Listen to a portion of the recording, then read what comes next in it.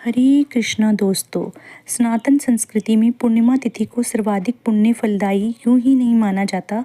वैदिक मनीषियों ने सैकड़ों वर्षों के गहन चिंतन मनन के बाद यह तथ्य प्रतिपादित किया था कि पूर्णिमा तिथि की शक्तिशाली ब्रह्मांडीय ऊर्जा व्यक्ति के मन और चित्त को बेहद गहराई से प्रभावित करती है। वर्ष भर में आने वाली 12 पूर्णिमाओं में चैत्र माह के शुक्ल पक्ष की पूर्णिमा की विशिष्ट आध्यात्मिक महत्ता मनीषियों ने बताई है।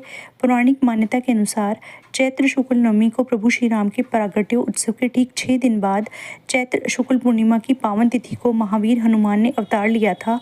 वाल्मीकि रामायण के अनुसार पवन पुत्र हनुमान का जन्म तकरीबन 1,85,58,112 वर्ष पहले चैत्र पूर्णिमा को मंगलवार के दिन चित्रा नक्षत्र और मेष लगन के योग में सूर्योदय काल में माता अंजना के गर्भ से हुआ था।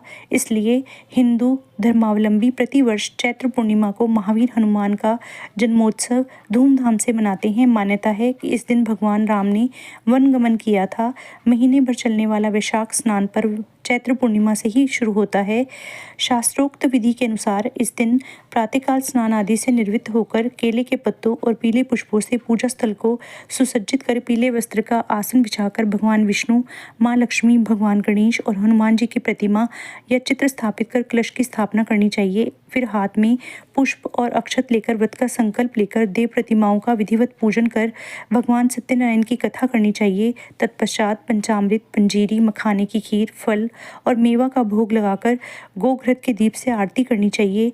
चैत्र पूर्णिमा पर दान पुण्य का विशेष महत्व होता है। इस दिन के संध्या काल चंद्रमा को अर्घ्य देने की महिमा स्कंद पुराण में बताई गई है। ऐसी मान्यता है कि चंद्र अर्घ्य के बिना चैत्र पूर्णिमा का व्रत पूर्ण नहीं होता है। चैत्र पूर्णिमा के दिन चंद्रोदय के समय चंद्रमा को अर्घ्य देकर व्रत का पारण किया जाता है। शास्त्रीय मान्यता के अनुसार चैत्र पूर्णिमा के दिन प्रातःकाल गंगा स्नान या तीर्थ सरोवर में स्नान दान कर भगवान लक्ष्मी नारायण की पूजा से अनंत पुण्य फल मिलता है। व्रत की कथा इस प्रकार है। चैत्र पूर्णिमा से जुड़ी स्कंद पुराण की कथा के अनुसार एक बार देव गुरु बृहस्पति की अवज्ञा करने पर स्वर्गाधिपति इंद्र को दंड स्वरूप राजगद्दी का त्याग कर धरती लोक में आना पड़ा था। अपनी धरती लोक की यात्रा के दौरान देवराज इंद्र जब दक्षिण भारत पहुंचे तो मदुरै नामक स्थान पर एक सरोवर के निकट उन्हें एक दिव्य शिवलिंग प्राप्त हुआ।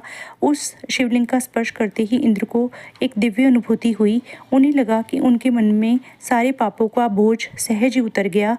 तब उन्होंने उस सरोवर के निकट एक मंदिर का निर्माण कराकर उसमें उस शिवलिंग को स्थापित कर दिया।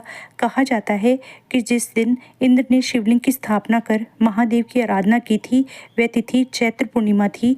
दक्षिण भारतीय राज्यों में चैत्र पूर्णिमा हिंदू नववर्ष के उत्सव और हनुमान जन्मोत्सव के रूप में मनाया जाता है। बौद्ध और जैन धर्म में भी चैत्र पूर्णिमा की पावन तिथि की विशिष्ट महत्ता है। बौद्ध और जैन साहित्य के उद्धरणों के अनुसार निर्वाण प्राप्त करने से पूर्व देवी सुजाता ने चैत्र पूर्णिमा के दिन भगवान बुद्ध को खीर खिलाई थी और जैन धर्म के छठे तीर्थकर पद्म प्रभु ने चैत्र पूर्णिमा के दिन मोक्ष प्राप्त किया था। आप सभी को चैत्र पूर्णिमा की हार्दिक बधाई। आप सबका दिन शुभ हो, मंगलमय हो। इसी प्यारी सी शुभकामना के साथ जय जय श्री राधे श्याम। यदि आपको यह वीडियो पसंद आए तो प्लीज़ लाइक, शेयर और सब्सक्राइब करें। धन्यवाद।